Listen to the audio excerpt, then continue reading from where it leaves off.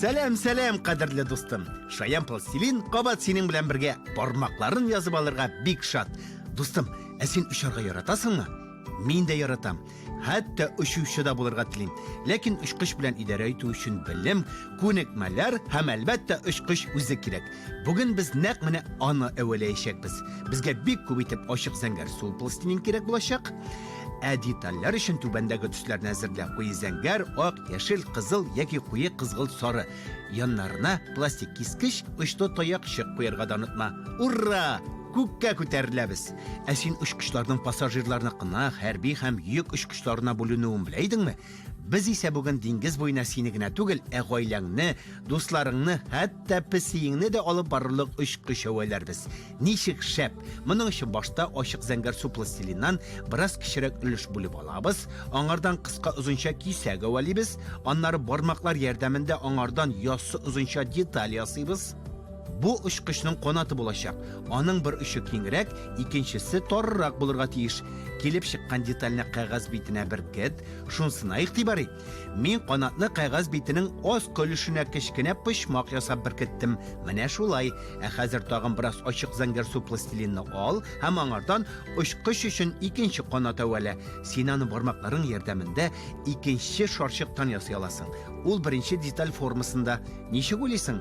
Ни өчен очкыч кушлар кебек канатлары белән кагынмый? Чөнки очу өчен сине алга түшү көч кирәк. Шуңа күрә очучы машиналарда аларның алга түшү кузгаткычлар, двигатель бар.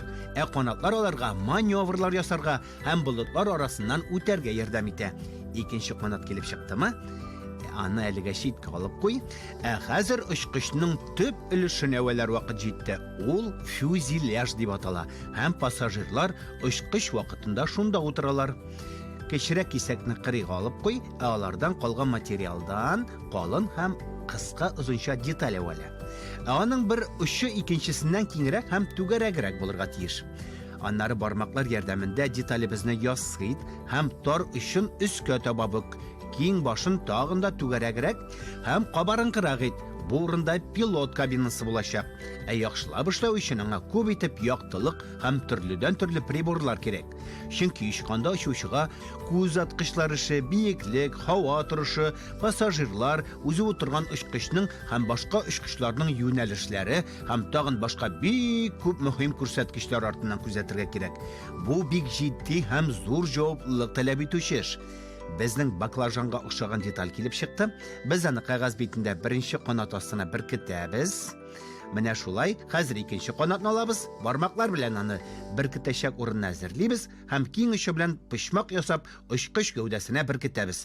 Кырыйларын тигезләп җибәрәбез һәм үзебезгә афәрин дибез.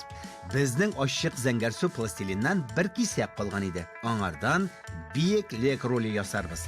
Башта шарчыкны әвәлә, аннары аңардан бик калын булмаган туры почмаклык деталь яса, киң ягы белән очкыч койрыгына беркет һәм бармаклар ярдәмендә детальнең беркетелгән җирен бераз киңрәк ит. Ул очкычка маневрлар ясарга, әйтик, әйләнергә һәм биеклекне үзгәртергә ярдәм итәчәк. Менә шулай, афәрин. Хәзер Аяспук йөзе зәңгәр пластилинны җитез бармакларыбыз белән эләктереп алабыз да, аңардан берничә кичерәк кисәк чиметеп алабыз һәм аларны шарчыкларга әйләндереп кырыйга куябыз. Барлыгы 4 шарчык килеп чыгарга тиеш. Аннары берсен алабыз да, аны түгәрәк һәм яссы итәбез. Бу очкычыбызның тәрәзәсе. Аны ничек дип атаганнарын беләсеңме? Әйе, иллюминатор. 4 яссы иллюминатор ясада, аларны койрыктан башлап бер рәт буенча тез. Бер табышмак әйтимме? Игътибар белән тыңла. Трамвайдагы стоп-кран кызыл төстә була. Очкычтагы стоп-кран нинди төстә икән? Бер нинди төстә дә түгел. Чөнки очкычта стоп-кран юк, аңа һавада берничек тә туктарга ярамый. Югыйсә ул егылып төшә. Очучының тәрәзәсе ниндирәк икән?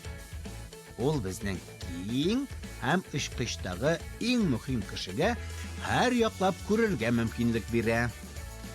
Аны калган зәңгәр пластилиннан әвәлибез. Мин әз генә ашыгам бугай, әйеме дусларым? Сез җитешәсезме? Әз генә сабыр итәбез.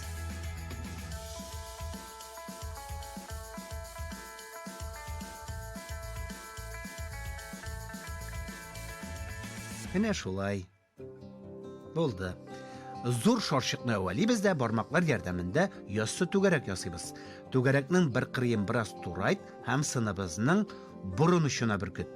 Сүз уңайыннан пилотка чын очкычта штурвалы артында утыру алдыннан ул чын очыш шартлары тудыручы махсус тренажерда шөгыльләнә.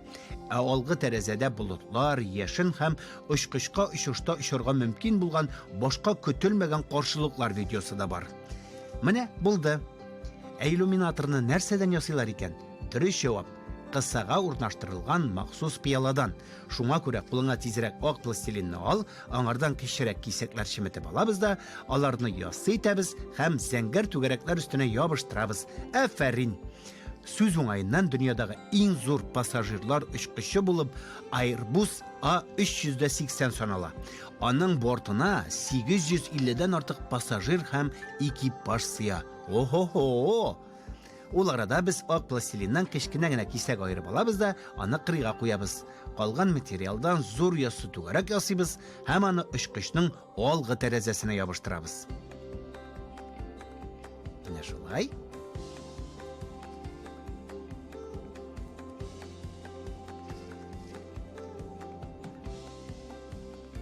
Менә булды. Бик матур килеп чыкты. Безнең хәзер яшел һәм кызгылт сары пластилин гына калды. Аларны эш өстәленә алып куябыз. Бу төсләрдән без сыныбыз өчен махсус бизәк ясаячакбыз. Чөнки очкычыбызның да матур буласы килә.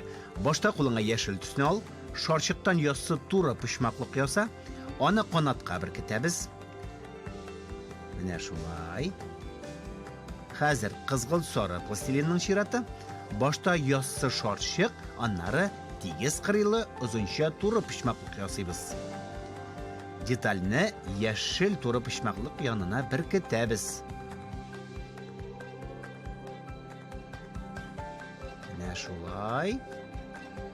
Калган ак пластилиннан озынча кисәгә алабыз, аны яшел һәм кызгылт сары пластилиннар арасына урнаштырабыз һәм бармак белән тигезләп җибәрәбез. Я, нәрсәгә охшаган бу?